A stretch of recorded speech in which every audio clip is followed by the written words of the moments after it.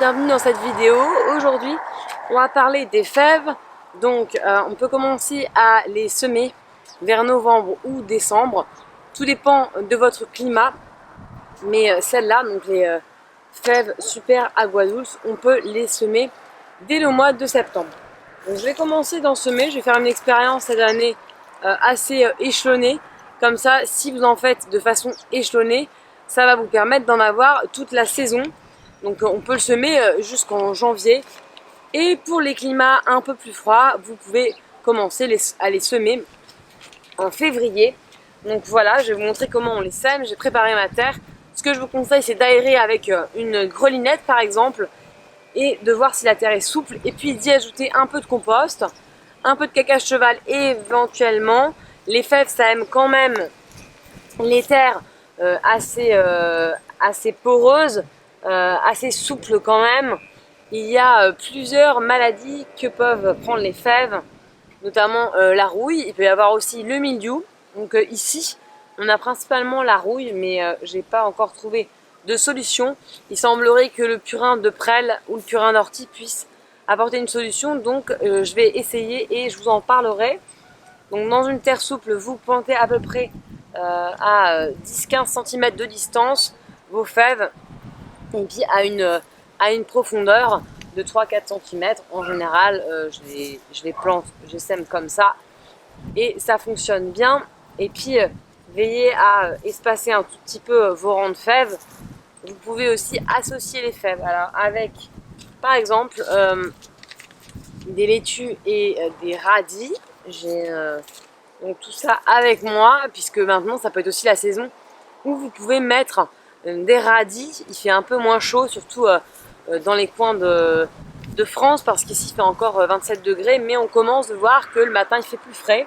Donc vous pouvez commencer de semer tout ce qui est radis noirs, laitue, vraiment toute une gamme de légumes.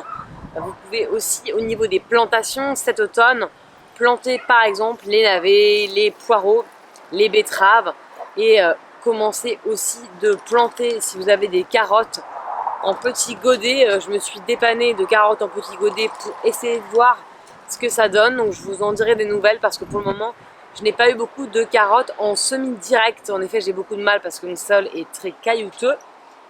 Donc voilà, je vais tout de suite passer à la pratique. Et donc on va venir semer nos fèves. Donc faites attention quand même à les enterrer parce qu'il y a des fourmis à cette saison-là et qu'elles aiment bien transporter les graines. Et même les plus grosses, donc des fois on peut être un peu surpris par la force qu'elles y mettent, mais en tout cas elles transportent facilement les graines. Donc vous voyez, vous pouvez faire à peu près une rangée de fèves ici là, et ensuite donc venir faire une autre rangée de radis ici par exemple, et une rangée de salade là, ce qui vous permet d'échelonner. La salade elle va arriver à maturité plus vite, vos fèves elles prennent à peu près 3 mois pour pousser, et puis les radis ça va aller assez vite aussi, donc vous pourrez ramasser vos radis pendant que les fèves poussent, et puis couper aussi vos feuilles de salade au fur et à mesure.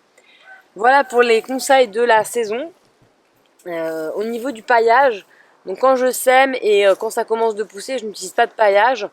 En revanche, si vous plantez et que si vous semez vos fèves cet hiver, pensez à mettre quand même un gros paillage pour le froid, pour pas que vos fèves gèlent. Voilà. Voilà ce qui concerne les fèves et un petit peu tout ce qu'on peut faire à l'automne au potager.